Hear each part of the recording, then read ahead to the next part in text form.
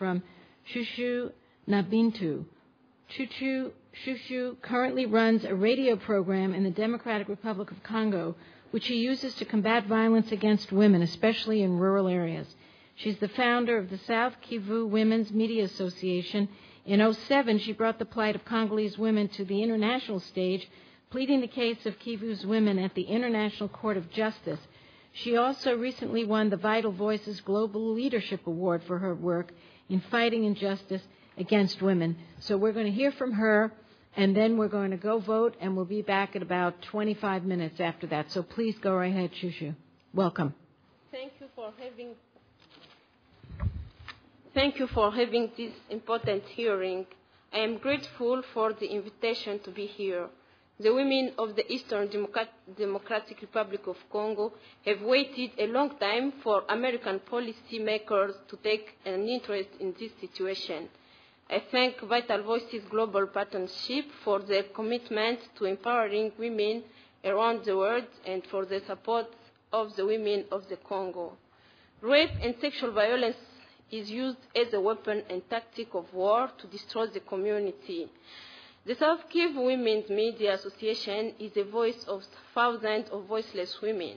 We use radio to give them the space to express what has happened to them, begin their healing, and to seek justice. We have interviewed over 400 women in South Kivu, and their stories are terrifying.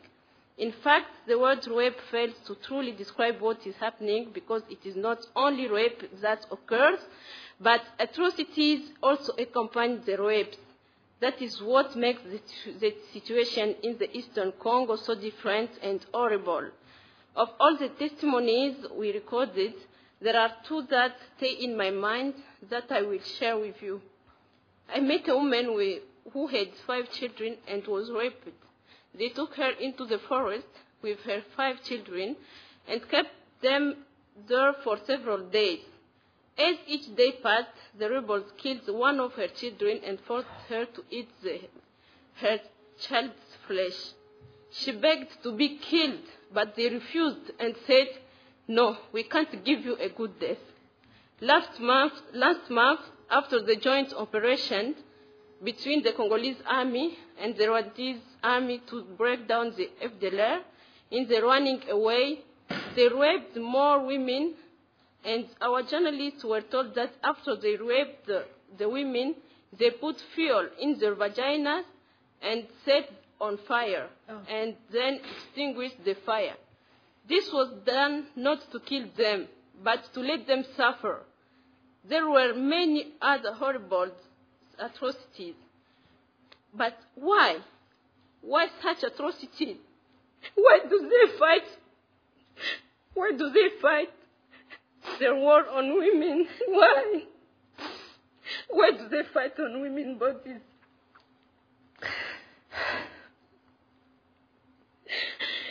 It's because there is a plan to put fear in the community through the woman. Because she's the heart of the community. When she's pushed down, the whole community follows. We also ask, why the silence of the developed countries? When a gorilla is killed in the mountains, there is an outcry, and people mobilize great resources to protect the animals. Yet more than 500,000 women have been raped, and there is a silence. After all this, you will make memorials and say never again. But we don't want commemorations. We want you to act now. Now, please. There are 6 actions that I request of you to help to end this situation. The first need of the women is security and peace. Rape is not peace. Rape is just like a gun to show the force of the rebel group. We ask for your involvement to station and from peacemakers, women, to protect women in the rural areas. In the Congo, we believe that there will be security when FDLR returns to Rwanda. When there are war broken down in Congo, it's the one alibi they use. the presence of the FDLR. That's why I ask the American government to involve politically by pressuring the Rwandan government to accept the return back and to begin dialogue with the rebels, the FDLR, so that they stop fighting the war in our country and on women's body. We need strong justice to end impunity on rape and sexual violence. We ask the U.S. to join us in pressuring the Congolese government to stop giving amnesty to rebels who use rape as their war strategy. The American and Congolese government should request International Criminal Court arrest warrants for the Congolese and Rwandan rebel leaders. We also ask you to pressure the International Criminal Court to include rape and sexual violence in the charges filed against the war criminals. Finally, we ask for assistance to pursue the legal reform needed in Congo to end impunity for rape and sexual violence in war. We need zero tolerance on rape and sexual violence at all levels of the justice system. We ask that the American government and U.S. multinational corporations contribute financially to the recovery and healing of the women and the communities, because your economy benefits from the minerals of the Congo. The women and families need medical and psychological services to heal from the trauma to their bodies and minds. There are also children born of rape who live as orphans because the community has rejected them and sees them as ticking bombs who will grow up to become like the rebels. These women and children are left with nothing. Another part of this recovery is to help Congo to strengthen the formal economy in the eastern provinces and end the profitability of blood minerals. We ask that you work with the U.S. multinational corporations to develop ways to ensure that Congolese minerals imported to the U.S.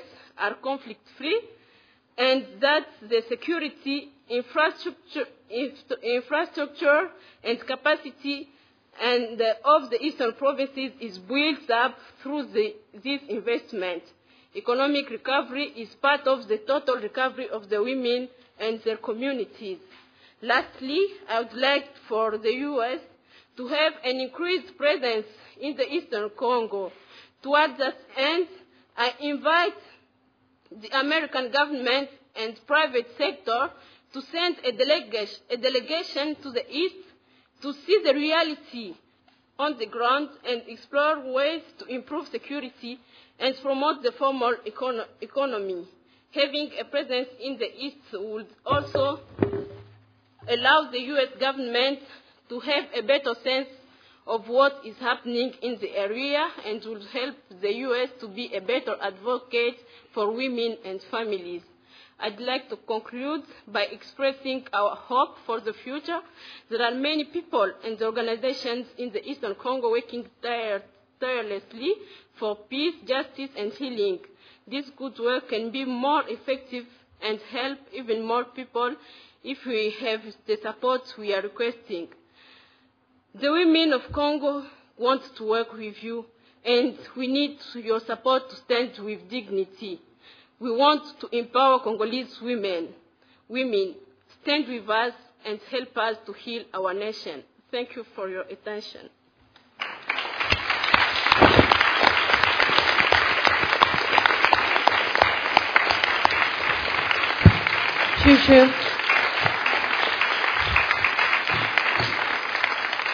Chouchou, I think you have to know, all of you on the panel, and we will come back and hear our remaining two speakers, that in the Senate today, the silence on this issue has ended. And in the Senate today, across party lines, we hear you very clearly. And we're going to do some things here that you're suggesting and that Eve has suggested and